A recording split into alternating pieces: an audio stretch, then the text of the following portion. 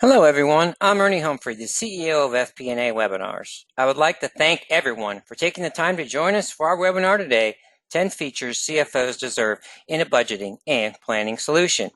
I would like to thank our webinar partner today, Centage, whose strong commitment to thought leadership helps make this webinar possible today. Budgeting and planning solutions are now cost-effective for companies of all sizes. However, all solutions are not created equal in terms of functionality, flexibility, and the potential ROI they offer. Companies deserve a budgeting and planning solution that empowers company leaders to anticipate, respond, and react effectively to dynamic market conditions. Today, I will review 10 features that your company deserves in a budgeting and planning solution, discuss how to build an effective business case for investing in a budgeting and planning solution, and how to ensure that you get the most value out of your investment in a budgeting and planning solution. Before I delve into the content, I'm going to offer a few quick words about FP&A webinars, cover a few housekeeping items, review our learning objectives as they offer our value proposition for you in investing an hour of your valuable time with us today. FP&A webinars. We offer webinars designed to empower FP&A success at companies of all sizes across all industries. We only focus on what we do best, which is webinars. Now on to the exciting housekeeping items. For anyone interested in CTP or FP&A credit, you'll have to answer all the polling questions and remain on for the duration of the webinar. If you have any questions on CTP or FP&A credit or are interested in receiving a copy of today's presentation, please send me an email to ernie@360thoughtleadership.com. Please note I have put my email address in the chat area of your GoToWebinar control panel. I'd love to hear from you today, so I can take your questions at any time in the questions area of your GoToWebinar control panel. I'll do my best to get to your questions at the Q&A session at the tail end of the webinar, time permitting. Finally, we appreciate your consideration in taking a short survey at the end of the webinar today, as we always strive to improve the ROI we offer our event attendees for their valuable time. Now, our learning objectives today, my value proposition to you for your valuable time. I'd like you to be able to understand how key functionality in leading budgeting and planning solution is helping companies of all sizes overcome FP&A challenges and unlock strategic opportunities. I'd like you to be able to identify specific opportunities to leverage technology to increase the strategic value delivered by the FP&A function at your company. This can mean something as simple as just getting more out of what you're using today or making an investment in a cloud-based FP&A solution. Also, like to be able to construct and communicate an effective business case for investing in a budgeting and planning solution. Many times I've seen projects fall short just because there wasn't an effectively written or communicated business case, and opportunities are lost in that area. Other objective that I have for you from the webinar is to take an action today. So I'm hoping I'm going to inspire you to take a look and do more research into budgeting and planning solutions, do an assessment of your technology today, do more research, have a conversation with someone in FP&A. If you're not in FP&A, if you're the CFO, engage your FP&A professionals. So one of the main objectives that I have is to inspire you to ask questions and then to seek future knowledge, and also to connect with your peers who are going through the same challenges that you're going through and have already been through the process of selecting and implementing and trying to get the most out of an investment in a budgeting and planning solution. So our agenda, how are we going to accomplish our objectives today? Well, first I'm going to start off with some FP&A challenges and opportunities as well. So we'll talk about some inherent FP&A challenges, and hopefully I will make you feel better, because the survey results that I'll share with you from a comprehensive survey that we had conducted last year shows that we really aren't as far along in terms of FP&A excellence as one might think from all the attention that FP&A has been getting the last few years. And then we'll talk about 10 key features that drive the ROI of a budgeting and planning solution. And then we'll talk about 10 keys to building and communicating an effective business case for technology investment. And then we'll wrap things up with a few closing thoughts and, time permitting, our Q&A session. So just to set the table here, so what is FP&A done right? So FP&A done right, it allows enterprise-wide visibility. So we want to facilitate that enterprise-wide visibility. So the more visibility that we get into each area of our business, it just gives us opportunities to increase the value offered by each department, each area of our company.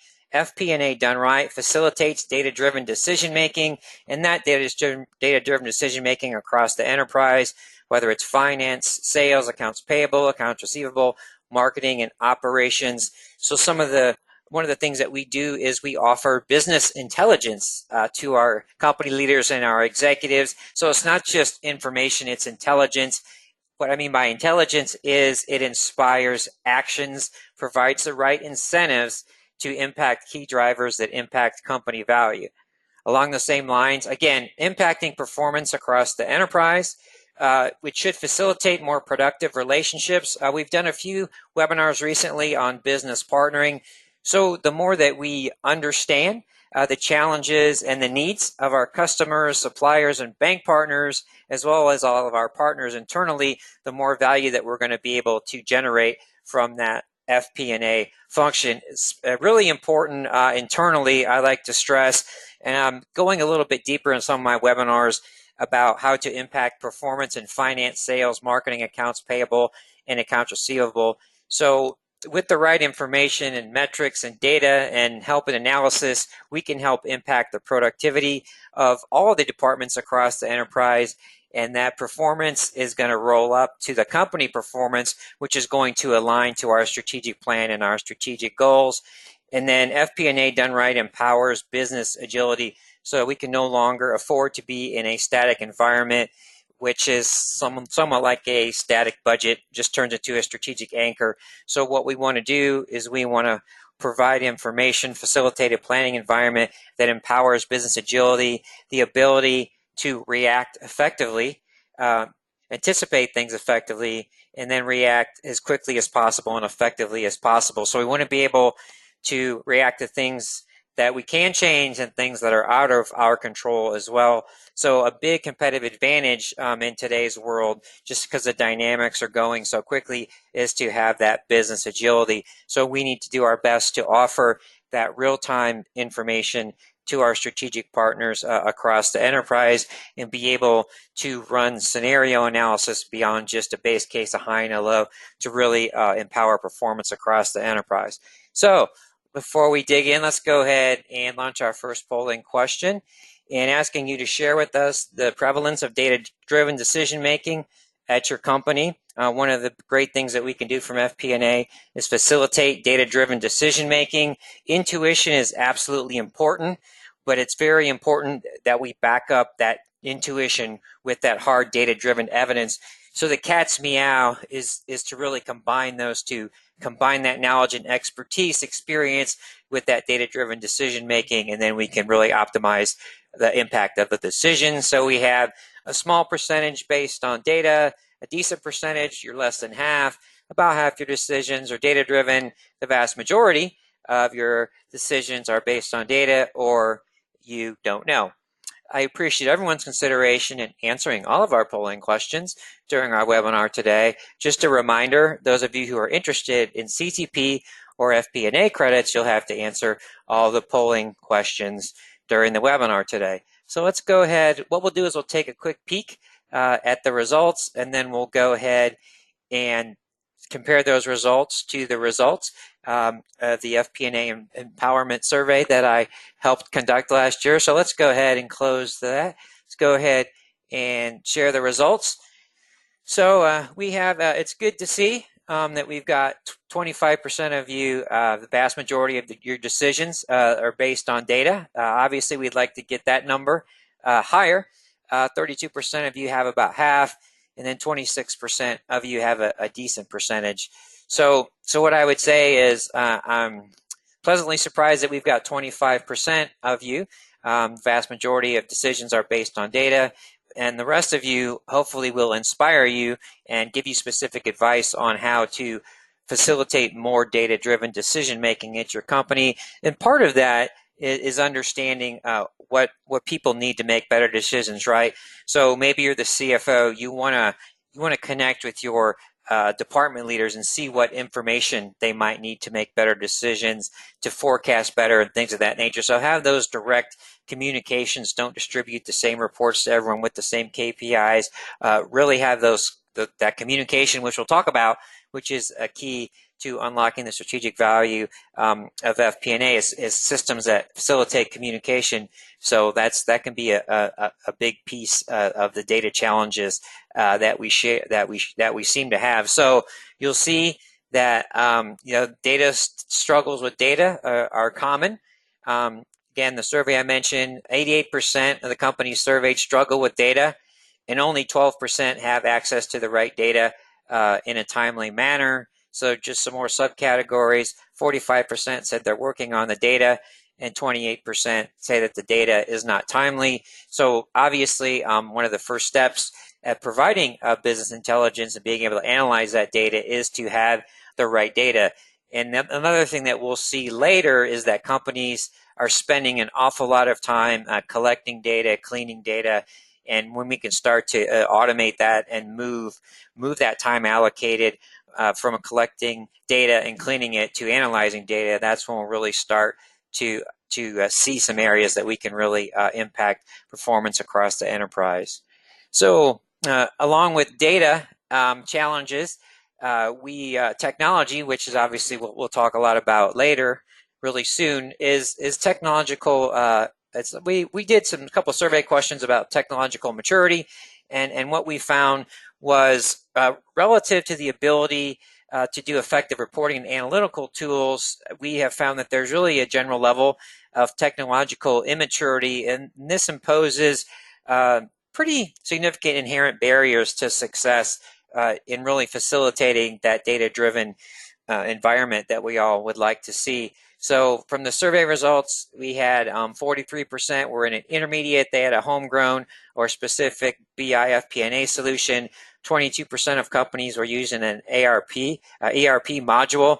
18% were in Excel. And what really shocked me on the right was how difficult it was for FP&A leaders and finance leaders to perform scenario analysis.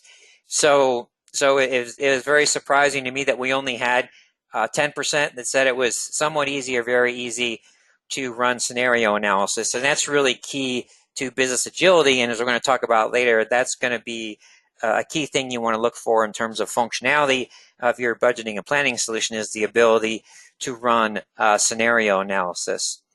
And then the other part of that, kind of the third layer of that, okay, we have the data. What do we have in terms of data? What do we have in terms of systems? And what do we have in terms of the ability to create and leverage analytics? We also found that there was a pretty high level of analytics maturity. We asked folks to classify themselves on a scale, and over half reported that they were only basic or developing in terms of FP&A analytics maturity. Only 43% leverage analytics to predict future results, and 28% were leveraging analytics to prescribe what action should be taken. So that's really the most impact that we can have is to help prescribe what action should be taken. And then, of course, we just had the survey question. 41% of the companies report most decisions are based on data, which is a little bit higher than we saw from our audience here today. So again, just kind of level setting here. So we talked about the goals of FP&A and talked about some of the challenges of FP&A, and what we'll pivot to shortly is how technology, the right technology in alignment with process and people and process can help us mitigate those challenges. So we're going to go ahead and ask our next polling questions here today. Just asking you to share with us to what degree your organization uses scenario planning. Do not use it at this time. You don't do it yet, but you plan to do so. You use it, but you're only getting started. You're doing those three base case, base, high, and low. You use it, again, only considering a little bit, or you leverage robust scenario planning. Again, I appreciate everyone's consideration in answering all of our polling questions here today. Again, those of you who are interested in CTP or FP&A credit, you'll have to answer all of our polling questions here today. So once again, I will leave the polling question up for another few seconds. Then I'm going to go ahead and let's take a quick look at the results, and then we'll move on to our content and talk about a few more FP&A challenges. So let's go ahead and close. Polling question. Now let's take a quick peek at the results. And so what we see is that 7% of you leverage robust scenario planning. So I think that is a tremendous opportunity. So a takeaway from the webinar is just to see the opportunity. So to look at it in terms of what could we accomplish if we had more robust scenario planning. What type of business agility could that facilitate for us? What kind of opportunities would we be able to capitalize on?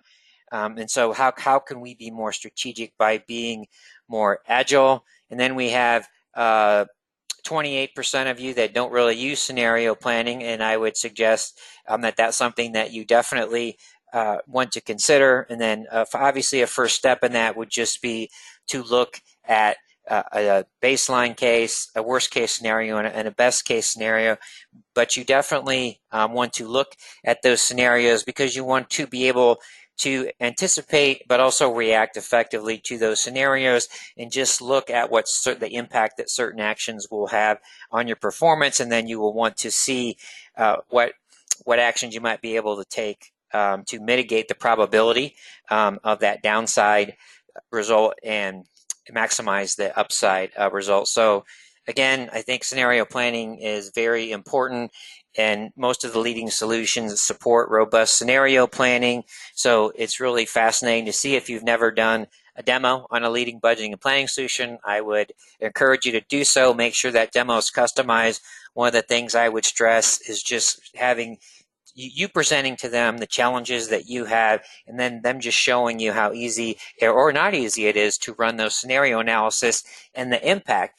And some of the leading solutions carry that financial intelligence throughout, and you don't need to adjust your model. So when I change a number, I'm immediately able to see the impact that has.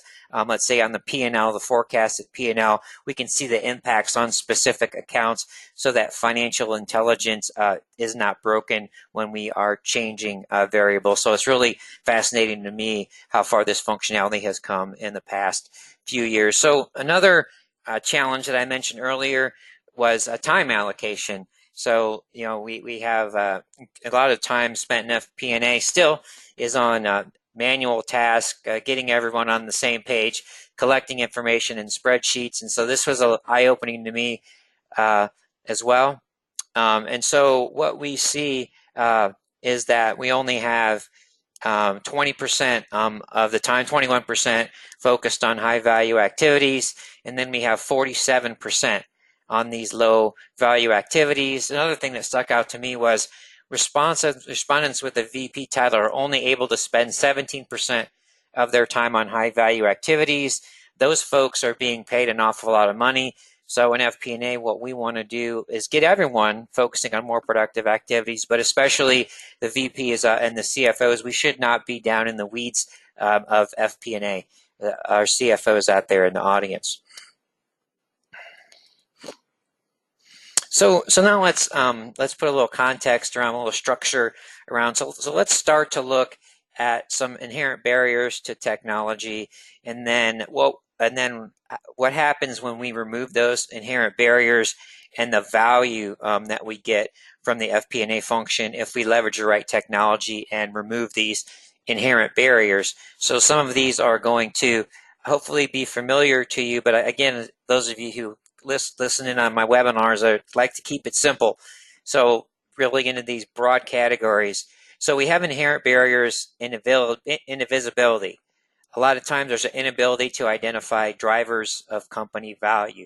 So one of the things that we want to be able to do, we want to be able to identify key drivers of company value, establish the relationships between those drivers and our company value, and then we want to drop down to the departmental level and see what drivers drive performance at those levels, and then how those correlate to our key drivers of company value. So we want everything to line up. So you have to have the ability to identify the drivers of company value.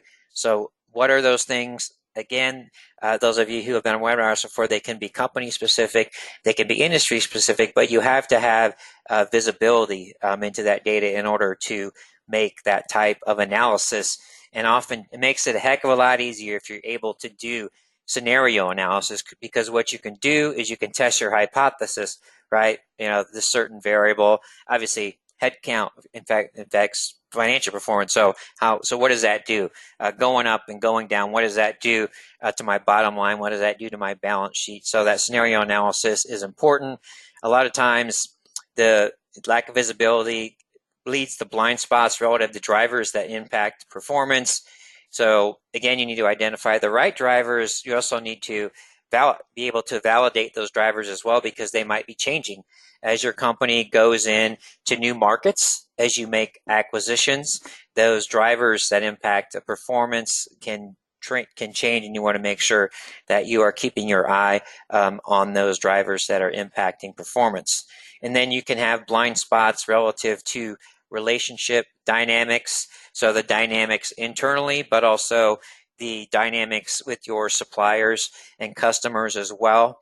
So it's important for our FP&A solutions to have data integrability and the ability to drill down into certain numbers, so that can help us understand some of the dynamics behind the numbers, and also the dynamics relative to the relationships, the interrelationships between the drivers of company value.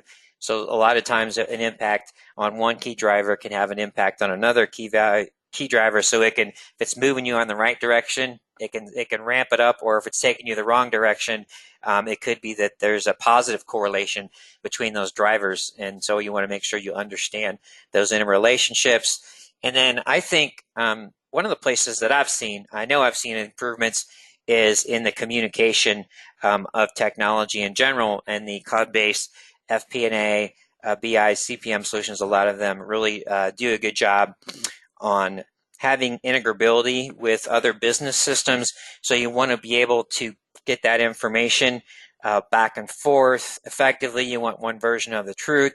So let's say I have an FP&A system. It needs to be able to communicate with my ERP system, my client relationship management system, my human resource system. So whatever that is, we want to, if there's no integrability of those business systems, it makes our life a whole lot tougher, because we're trying to incorporate data from across the enterprise into our dynamic planning. And so that's obviously really difficult to do if we don't have integrability. If we have that integrability, a lot of times we can automatically push and pull data. And sometimes this depends on how often you push data.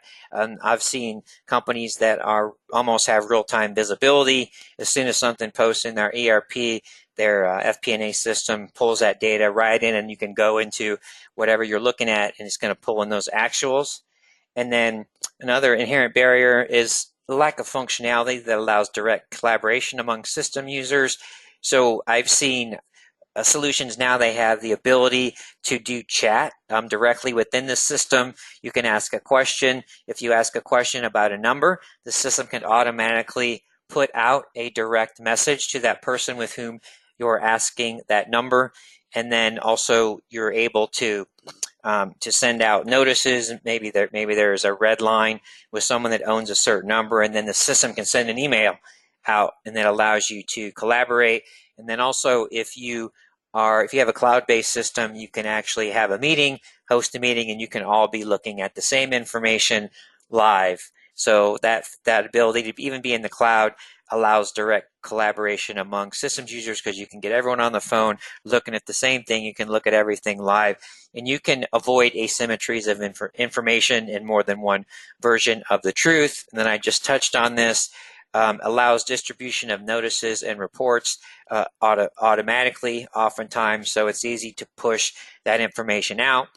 And important distribution of notices if we're seeing a bottleneck, if something is holding up the flow of our forecast, updating our forecast, and there you can have automatic notices. If a certain number comes in and the variance to the actual is more than 10%, that can automatically potentially send a notice to someone that you need to look at that. You need to add some comments. A lot of the systems now allow you to put comments into the numbers, so we can start to automate things. And what's really great, what I just mentioned, was that oftentimes if you were going to put a number in the system, actual or forecast, if you weren't proactive, it would just be a matter of time before you get that phone call, right, from the CFO or someone else. And sometimes, if you're responsible for managing that variance, then you'll be notified of it right away, and you can be proactive. So one of the things that used to come under my purview was a FX exchange gain or loss. So when we started to see that the currency was going the right way or the wrong way, I could get a proactive notice that was going to impact the P&L, and my CFO was not going to be happy either way on that. So I could see if there's an action that I could take. So let's say, for example, all of a sudden it was the middle of the month, and all of a sudden the forecasted FX rate for the end of the month the forecast was going to make a big dip. Then I could be educated and say, okay, it's possible this is going to happen. Do we want to enter into a certain type of hedge to mitigate that risk that we might face? So again, visibility, communication, and then reporting and analytics. So when I'm looking at the features of a FP&A solution, I want to look at what does it bring me in terms of visibility, communication, and reporting and analytics, and the inherent barriers that we have. We've all been there. Do it. I still do it. Manual report creation is painful. There's ways to automate report creations. Some of the solutions will actually put PowerPoint presentations together for you. You can have a template, and then as the numbers are updated, it automatically pumps those into that presentation. And also, we want to automate that report distribution. A lot of systems, they have limited dashboard related functionality. If you have dynamic, customizable dashboards, then again, there's going to be different needs for different people. So the executives may have one dashboard, or those senior leaders in FP&A, and then a little bit drop down, you might have some dashboards specific for your departmental leaders, so they can track the things that are driving their numbers, right? So we want the departmental managers to understand what's driving the forecast and planning relative to their side of the business. And so giving them that visibility in almost real time to see where they're at, where they're off, and what that impact might look like to their, if they're held accountable to a budget, what that looks like. And then inherent barriers modeling is difficult at best. You have to manually maintain that model. So something like Excel modeling is difficult. Some of the leading solutions, they have pre-programmed models, and like I said, if you change some of the numbers in there, you don't have to go back and recalculate things and update the cell numbers in the model. So the scenario analysis is pretty seamless. You can have limited drop-down capabilities. You want to go in and look at the numbers. Again, oftentimes when I look at something, I see the variance. If I can't click in that number and see where the variance is coming from, it's pretty frustrating, and also allows you to be more agile, so you can immediately see whether it's something that needs your attention, something that was expected or unexpected, and then, of course, scenario analysis if that's difficult at best. So all of these things can be inherent barriers to technology, where if you had the right technology, the reporting and analytics done right, communication done right, and empowering that enterprise-wide visibility done right, those are all things that can really impact the value that you get from your FP&A function at your company. Just a quick snapshot of the technology landscape. It's not new to anyone, but of course we have spreadsheets. Again, there's inherent spreadsheet limitations. We've all been on webinars about spreadsheets. We're going to need to use spreadsheets on some level, but there's inherent risk to using them beyond basic functions. It's difficult to develop and maintain versions. The what if is very difficult to do scenario analysis. We have ERP systems. Some folks try and get their ERP systems to do things they weren't made to do, and then sometimes there are add-on planning modules, and most, if not all, are limited into what they can do. And then we have an on-premise FP&A BPM solution. Anything that's going to be on-premise and require you to host that software and maintain that software, it can be expensive, and it can require significant IT support, and it also can take longer to implement. And then we have what I think we're seeing the market go towards is cloud-based planning and forecasting solutions, and the leading ones, they support built-in cash flow reporting and analysis planning. They support, again, automatic dynamic links between your income, balance sheet, cash flow. They have drill down capabilities, and they have dynamic synchronization between something that's very important is the cash flow and your planning and forecasting activities. So let's go ahead and do a quick assessment of kind of a little technology assessment here and see where you, the audience, is playing right now in terms of the technology you leverage. So I'm asking you to share with me what type of applications you leverage when budgeting and planning. You can select more than one. So we have Excel, maybe you have a homegrown solution, you have a cloud-based budgeting and planning solution, you have an on-premise budgeting and planning solution, or you have planning modules associated with your ERP or your accounting systems. I want to remind everyone that I can still take your questions in the questions area of your GoToWebinar control panel. If I don't have time to get to your question, then I'm going to follow up with you directly after the webinar today. I appreciate everyone's consideration in answering all of our polling questions here today. Again, those of you interested in CTP or FP&A credits, I will have to have you answer all my polling questions and stay online with me until the end of the webinar. So let's go ahead, close that, and take a quick peek at the results here, and go ahead and share those results. So I'm pleasantly surprised to see only 61% of you are using Excel in some capacity. Given you could choose more than one, I thought that number would be higher, 80, 90%, just because sometimes there are things you just can't break yourself of that you have done in Excel. Again, as far as planning modules attached to ERPs, I just don't think that they were built to do those things. And it's good to see that we've got 28% of you has a cloud-based or on-premise budgeting and planning solution. I would imagine what we'll see over the next few years is we'll have more companies of all sizes migrate towards a cloud-based budgeting and planning solution as thought leaders do a better job of educating the small and mid-sized companies as to the value proposition that you can realize if you make that investment into the technology. So again, thank you very much, everyone, for taking the time to answer the polling questions. Now we're going to dive into the 10 solution features that drive ROI. So these are things that I would look for. And so even if you already have a cloud-based budgeting and planning solution, I would go back. To my solution, my users, and make sure that we are getting all of these dimensions of ROI out of our system. A lot of times what I've seen when I ask folks if they leverage a certain type of technology, they're not really leveraging it to its fullest ability. So you want to make sure that if you make that investment into technology, that your users are really leveraging the technology in the way that you intended. Some people are going to be stubborn on Excel. And so that's just something that we have to kind of get over. The good news is that a lot of these solutions are made to look and feel like Excel, so there's less of a shock in migrating to systems.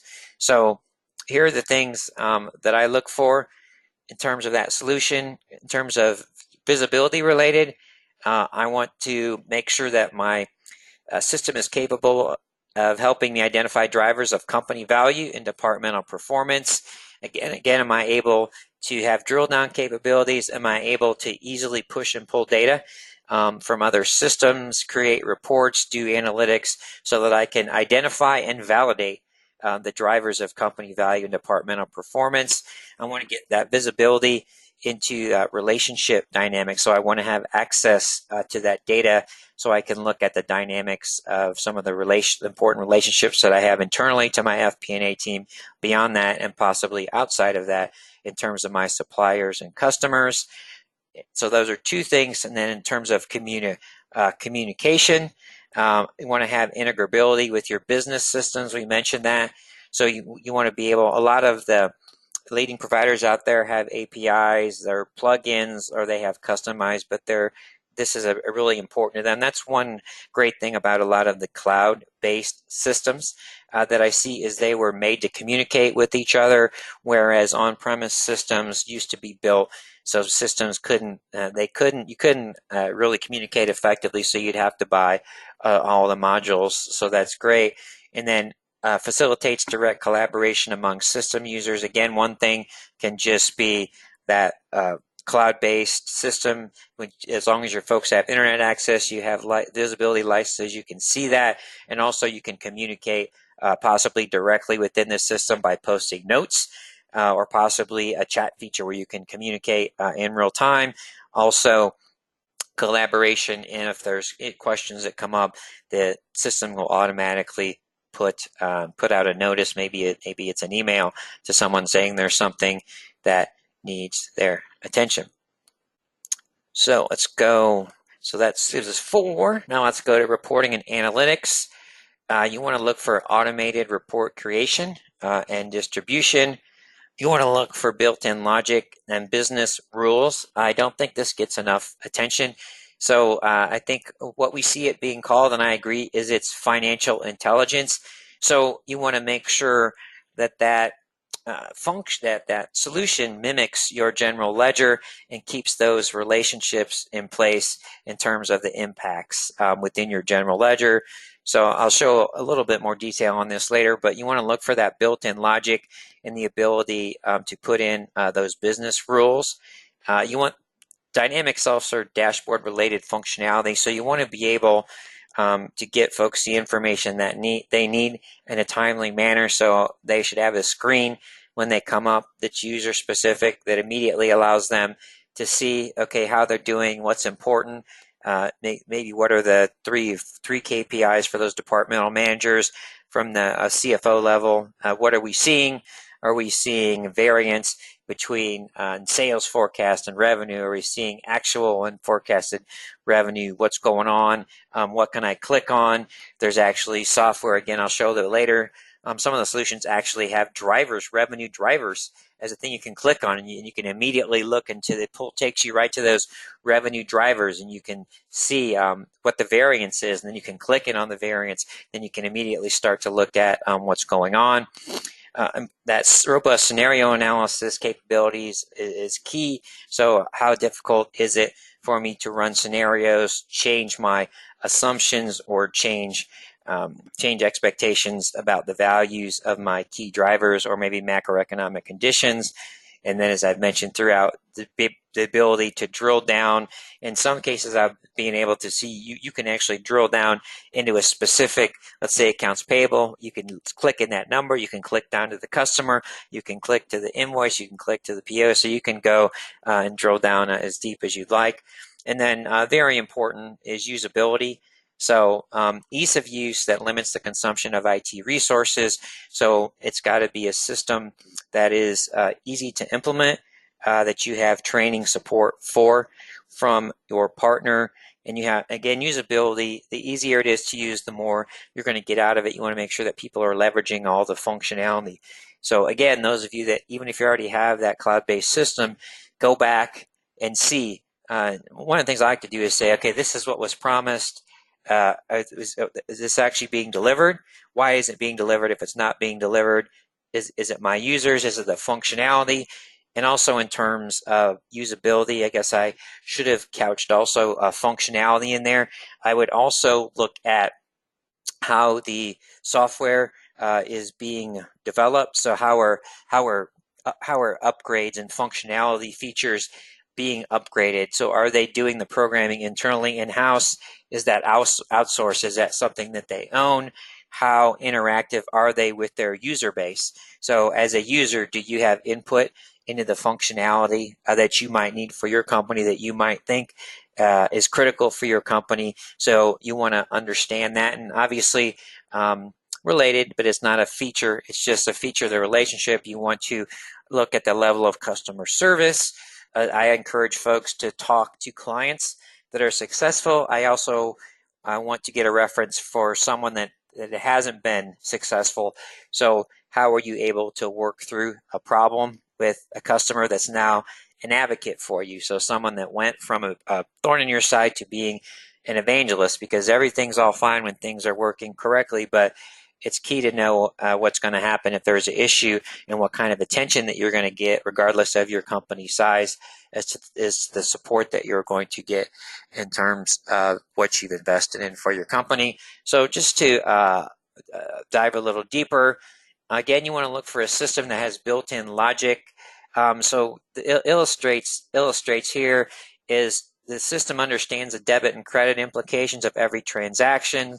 So you just kind of look at, okay, what happens if I make a change up here to my building repairs, and then you can go down here and just see the debit and credit impact here. So you can see the credit, the 1100. So that's how it's going to impact cash, how it's going to impact the accrual. So to me, it's really interesting, and then you can compare, and it's very robust. So you're keeping that logic, and you can get a sense of the interrelationships potentially between those drivers as well.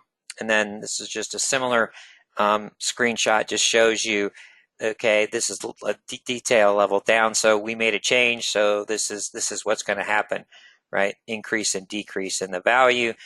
And then it's really important to understand, and this is where I think companies struggle with good reason, validating drivers and dynamics between the drivers, and you look at your forecasting accuracy, and then the ability to look at those variances. So in this screenshot, we see that we have just a specific place where we can go and dig down into our drivers of expenses and revenues and what's driving our workflow. So these would be key top level drivers. And then if we were to drop down in expenses, we could have high level drivers, but then departmental drivers as well. So we want to continually look at what's going on with those drivers and making sure that we're paying attention to the right drivers. We don't want to try and track 20 or 30 drivers.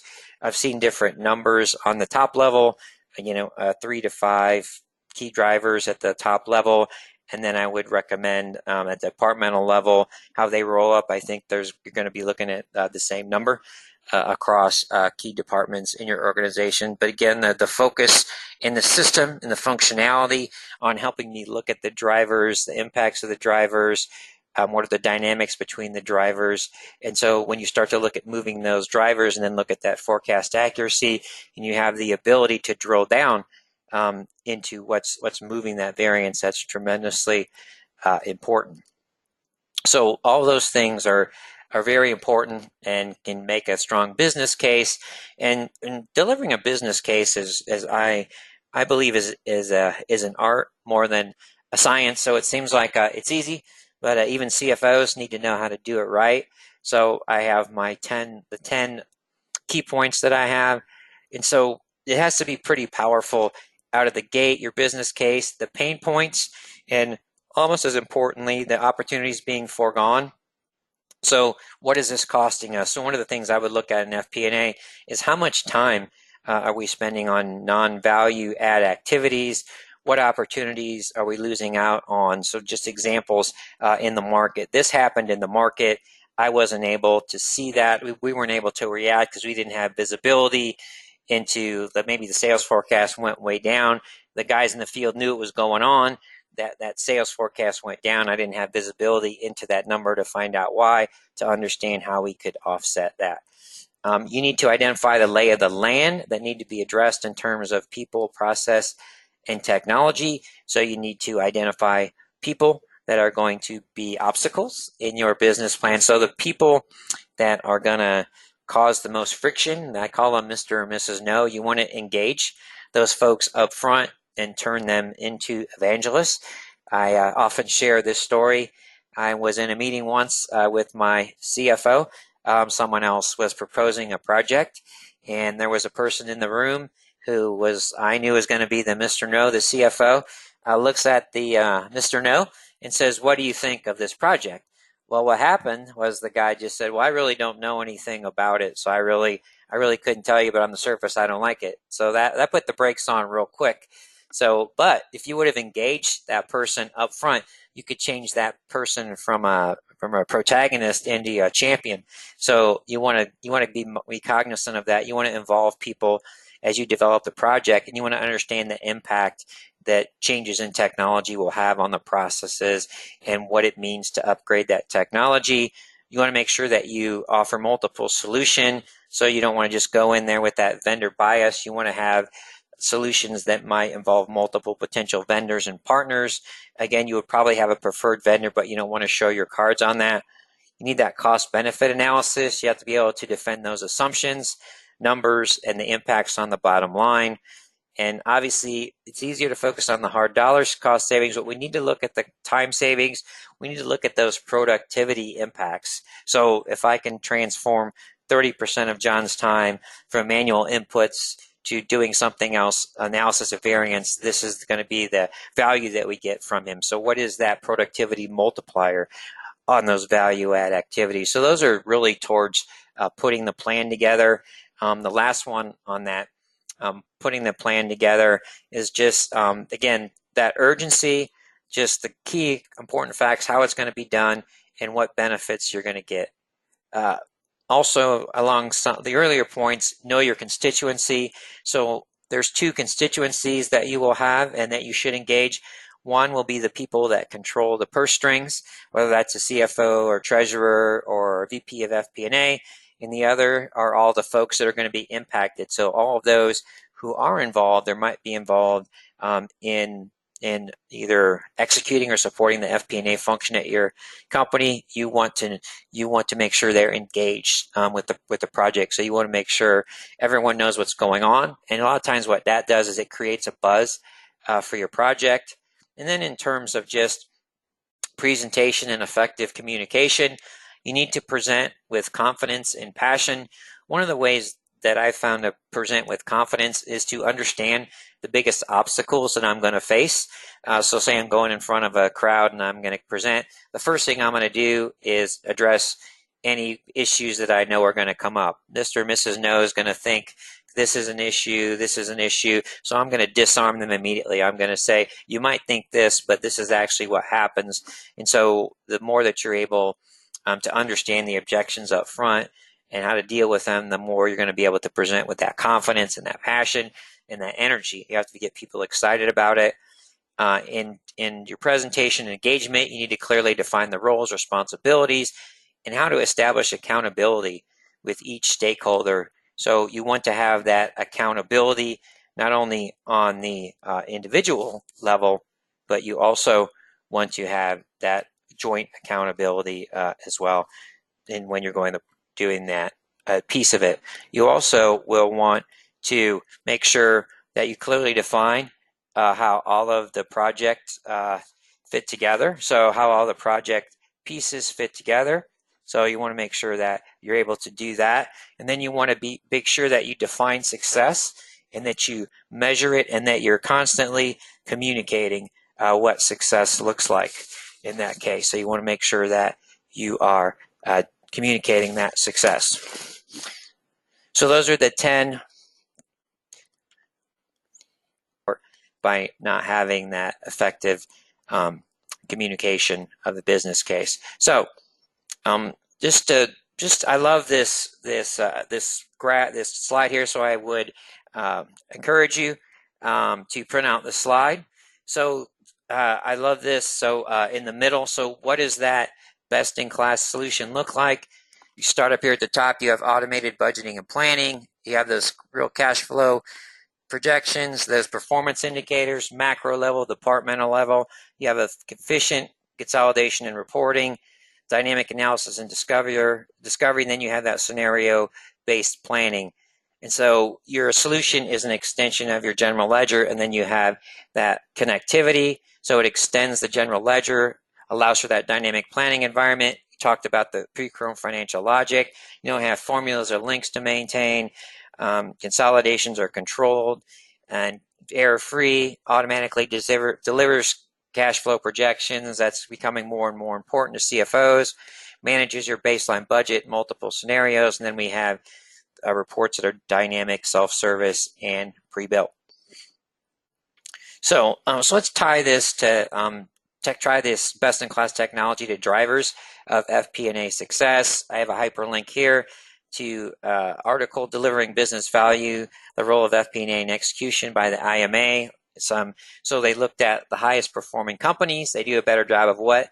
Translating strategy into actionable plans. Talked about how that, a key to that is having that enterprise-wide visibility and having the ability to do that scenario analysis. You'd have to have that they have better understanding of how the plans drive their financial results. Again, identifying those key drivers and validating them as well. They do a better job of variance analysis and the story behind the numbers. You have to be able to drill down into that variance in order to understand what the components of that variance are. And then the best performing companies are models of agility. So again, they have that dynamic environment. When they see something's moving in the wrong direction, they understand their drivers. Okay, if I take this action, if I move this driver this way, this is going to get me on track with my strategic plan. And then they also do a better job of holding people accountable for delivering the results. So we can really dive down and start to look at an environment of continuous improvement. So, and holding people accountable, we talked about those metrics at the departmental level. So we can align those metrics to the departmental level with those drivers of company value and then hold people accountable as we are able to build those relationships between the effectiveness that they have in their operations, and then how that translates into the impact on financial and operational results so we can hold people accountable. And then taking that FP&A to the next level, they identify what drives success, but also developing measures. Again, we talked about measures for those drivers. And they have that visibility and the communication and the reporting and analytics to establish long-term and short-term targets for their drivers. They develop specific initiatives tied to those drivers that impact the company value and do a better job of monitoring results in real time and tying them to incentives. And we've seen we can tie that back to what we have discussed about what best-in-class technology in the FP&A space delivers. So just some closing thoughts before a few questions on what is the ROI for the right technology. So whether you're looking at technology or whether you've just made an investment, let's make sure that you're getting all the value possible.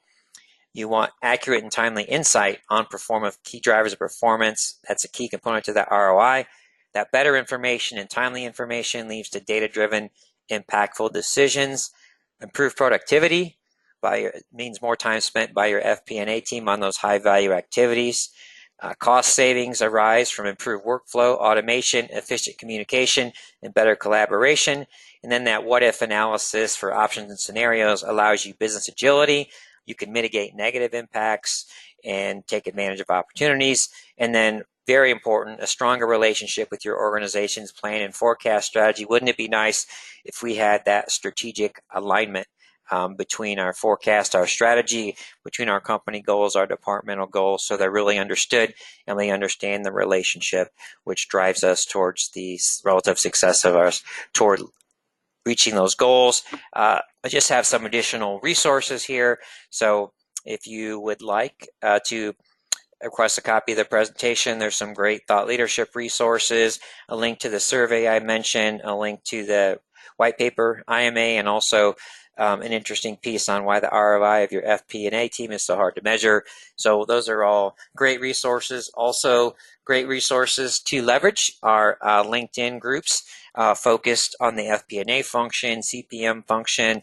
The FP&A Trends has a great LinkedIn group and a great website. So FP&A Trends website. If you want more information about resources to leverage, please reach out to me directly. So I have time for a few questions, and I can still take your questions in the questions area of your GoToWebinar control panel if you have any questions. So please go ahead and ask the questions there. So someone is asking a question, basically a couple questions around, I keep hearing about this term business partnering. And I don't really understand that the concept all that well. So at the end of the day, this is becoming more of a formal process. We actually have done a webinar on effective business partnering, but basically effective business partnering in some sense it gets around really understanding what it is that makes your colleagues and company leaders more successful. What do they need to be more successful? Formalizing that framework which allows people to benchmark performance within their departments, their own productivity, and then how do we support that? So in a sense, it's a formal program, and again, I can direct you to some resources in that area, but it's a lot of it comes down to you are in some sense educating everyone how to speak the language of finance, and then you're making the investment to understand the language of HR, sales, and marketing so that you're all on the same page to create that strategic alignment. And a lot of that is done face to face. So we need to get back to more face-to-face interactions, have those direct conversations. Technology absolutely supports what we can do in this area, help us tell the story behind the numbers. Technology is important, but it's really important. And there's actually the Business Partnering Institute, which is run by a colleague of mine. So happy to give you more information on that as well. But that's something that you will continue to see. Another question is what did I find most surprising on the results of the survey that I touched on? And I would say what I found most surprising was the level of what I call immaturity in terms of data and analytics. So I thought we'd be a little bit further along in those areas. So there's definitely room to grow there. So last question is what do I think is going to be coming in terms of what we're going to see in terms of technology that's coming down the pipe? I think we'll start to continue to see more focus on the scenario planning, more support on the cash flow forecasting side. I think eventually we'll start to see some machine learning come in as well in terms of what works and what does not work in terms of assessing our drivers and making the optimal business rules that we have. So in order to be mindful of our time, I'm going to go ahead and close the Q&A session. I'm going to go ahead and launch our final polling question, just something that I like to ask. If you had one wish to improve the FP&A function, would you be looking for more executive support, just accountability with those involved in the process, the right data, the right systems, and the right people? So in closing, while I have the polling question up, I would like to once again thank our webinar partner, Centage. We sincerely appreciate their commitment to thought leadership, and I encourage you to visit the Centage website. They have a lot of great thought leadership resources, and I introduced a few of the screenshots from their solution. So you'll have the opportunity to be requested to be connected with Centage after the webinar is over with just a few mouse clicks. And finally, I would like to thank you, the audience, for your valuable time today. Please let us know what we can do better and make the rest of your day great. Thank you very much, everyone.